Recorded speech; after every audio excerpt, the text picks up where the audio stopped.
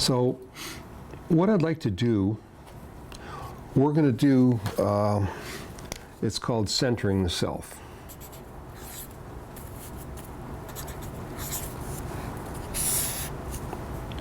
And it's just a technique for relaxation. So we're going to go ahead, and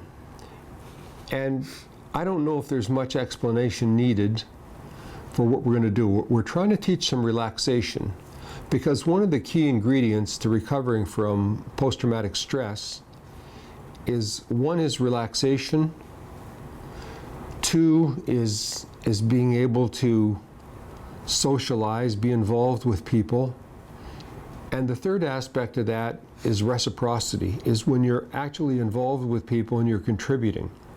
I see these as three essential ingredients to recovery, so the relaxation is a very big focus for me. We're going to do this one, and we'll also do another one later where we do a full body relaxation. This one, I like to teach it, and I like people to be able to use this themselves, say maybe to help them sleep at night, to rest better. And the more you do this, and the more you do any of the techniques that we work on, the better you'll get. And the better you'll be able to find ways of sleeping, how to put yourself into a kind of a hypnotic trance in order to relax. Because hypnotic trance is where the relaxation is the deepest. And if you're able to induce it yourself, then you're further ahead. So I'm going to talk you through a two-stage process here. So Louise, what I'd like you to do, I'd just like you to look around the room and see where all the walls are, and see maybe how far they are away from you. And then take a look at the ceiling as well. Now I'd ask you to look at the floor, but you can feel it with your feet. I'd like you to feel the floor, because I'm going to ask you in a moment to close your eyes, and then I'd like you to close your eyes. And then I want you to imagine you can feel out to the wall on your right and come back to yourself, maybe to your center. It could be your mind, could be your heart, could be your belly button. Yeah, that's good. So reach out to the right and come back to yourself. Actually reach out? No, just in your mind. Yep. Okay. And then I want you to reach out to the left and pull back into your mind or your center. Okay. I'd like you to reach out to the wall behind you and pull back to your center. I'd like you to reach out to the wall in front of you and reach out to your center and pull it back. Then I'd like you to reach out to the ceiling and pull that back. And then I'd like you to reach out to the floor, and you can just merely feel the floor with your feet. Because if we learn to do this and focus on our feet sometimes, we can use that as a way of centering ourselves no matter where we are. Because if we can center ourselves, then we become a little more aware of where we are and what we're doing, and it gives us just a little bit more control over what's happening with us. You know, whether we have to invoke our flight or fight, or maybe we can just calm ourselves. So it works in a variety of ways. It just puts us in tune with ourselves. So what I'd like you to do from here is I'd like you to feel your feet on the floor, and then I'd like you to feel your legs connected to your ankles, presumably. And then I want you to feel your thighs on the chair. And then I want you to feel your bum in the chair. And then I want you to feel the chair behind you on your back. And if you lean further back in a more comfortable chair, you might feel the back of your head or your neck on the chair. And then I'd like you to try and feel maybe your hair touching your neck, or maybe touching your ears. I'd like you to feel your glasses on your ears and on your face. And if you don't wear glasses, you don't have to. And then I'd like you to try and feel, I see you're wearing a necklace. I'd like you to try and feel the chain on your neck. And then I'd like you to feel your clothes on different parts of your body. And I'd like you to feel your hands clutched together in your lap. And then I'd like you to feel, again, your clothes on your body. So you're focusing on yourself, strictly yourself, and the awareness of yourself in your body right now. So no matter what the situation is, You're kind of in tune with your body. You're aware of any dangers that might be close, even with your eyes closed, because your body is extremely aware, as is your mind.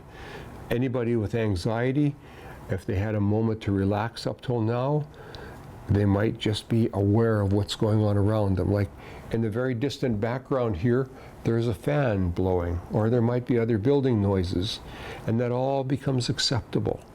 So now we have a nice relaxation going on.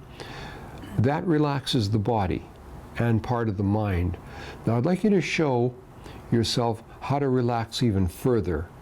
I'd like you to count backwards from 100 when I say, and what you'll do is you'll see the number 100 in your mind, and you'll say the number 100 at a nice slow pace, and you'll keep going downwards. Most people get totally relaxed, and some actually fall asleep by about 93 if they're on their own. Or if you have to go further, you keep going as far as you can till you run out of numbers.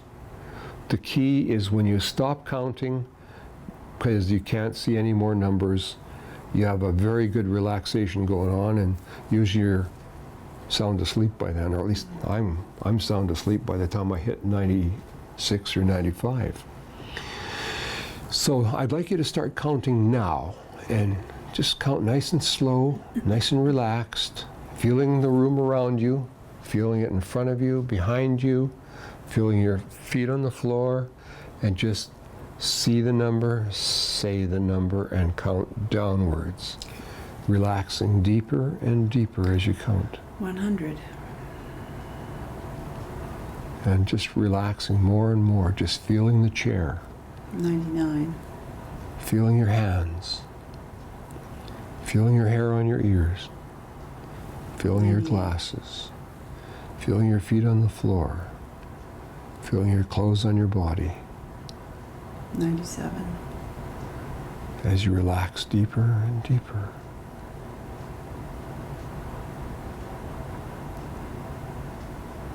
96.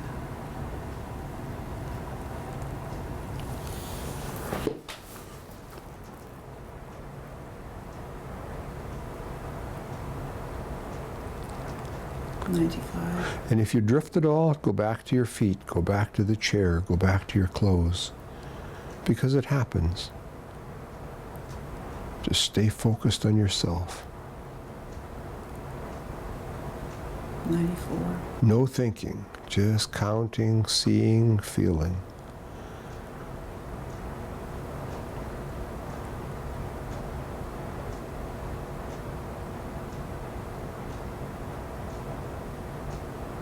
93. And just count till you run out of numbers.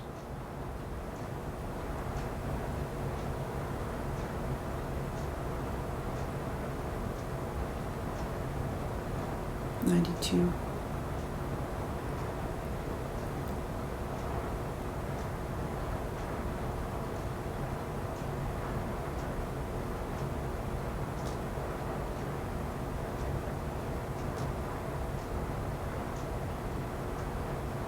91.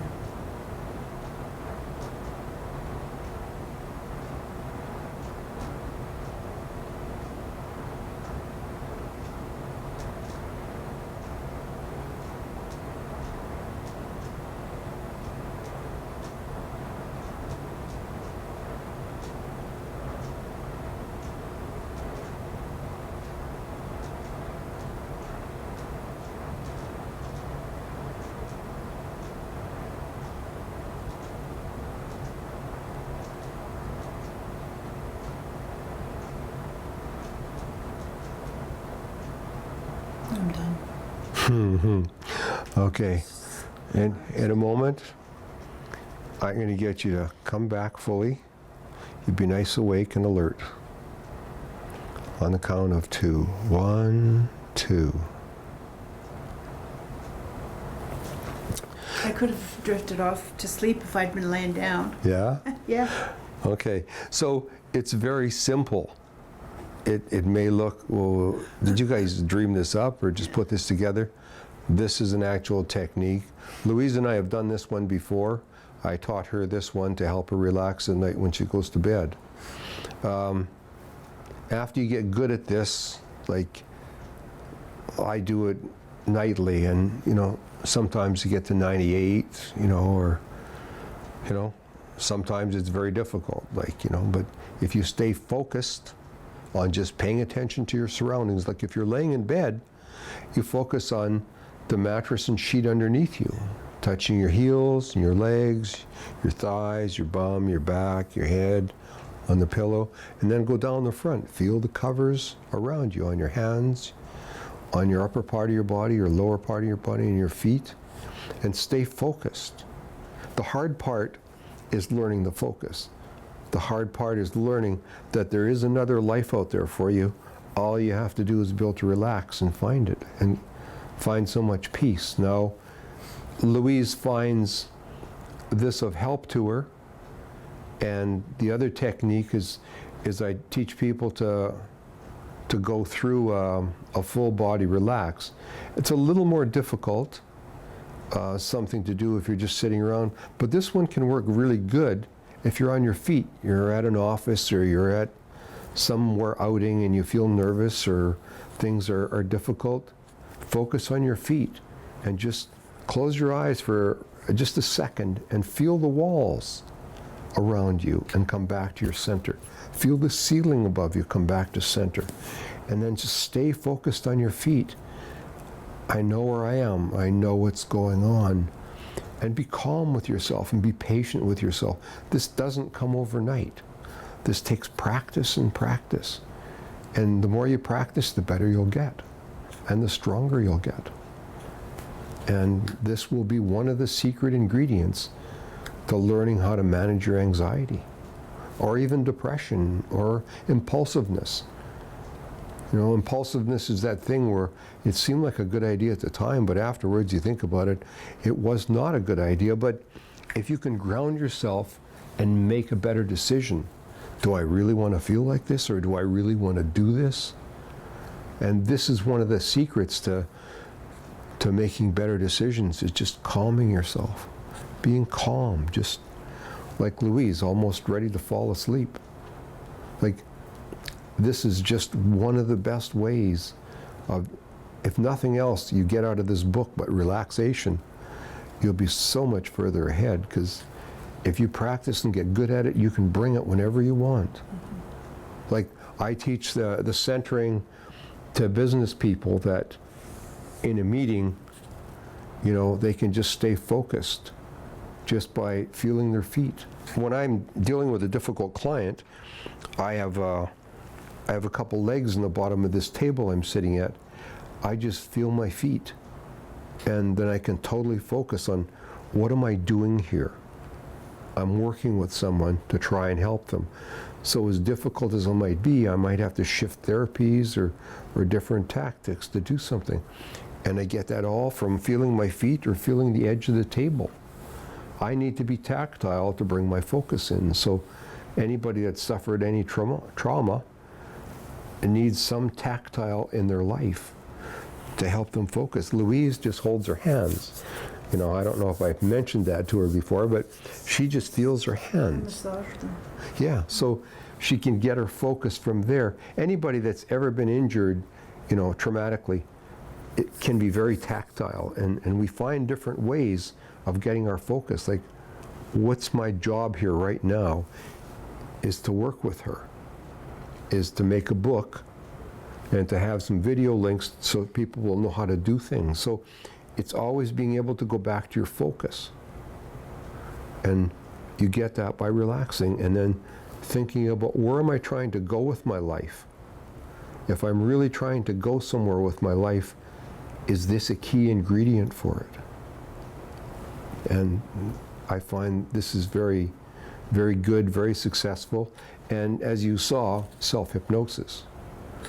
It's just a deeper relaxation. You can hear everything. Could you hear everything that was going on? Yes, I was aware of the fan. That's and your voice. Those are the only two sounds that I really heard. It's quiet in here today. Yeah.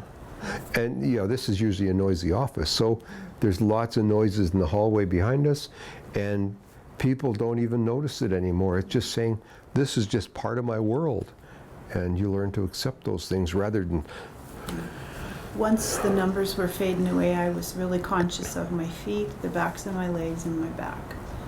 On the chair, I just sort of focused on feeling those parts. That was what was in my mind.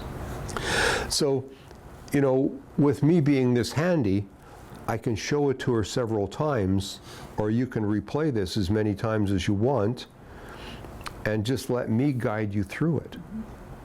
And you can count, I've had people count to 0 the first time, you know, they make all the way backwards. And it'll come when you can focus. When you're really, really focused on, I want to get better, that could be a key ingredient. It's whatever your ingredient is that you really want. Louise came with some ideas of what she wanted when we started together, and it's the mindset. If you really want something, I think you can have it. Like, I go back a ways with myself, like, this is where I started. You know, I had some serious issues. Okay. She knew me. Yeah. Oh, that was great.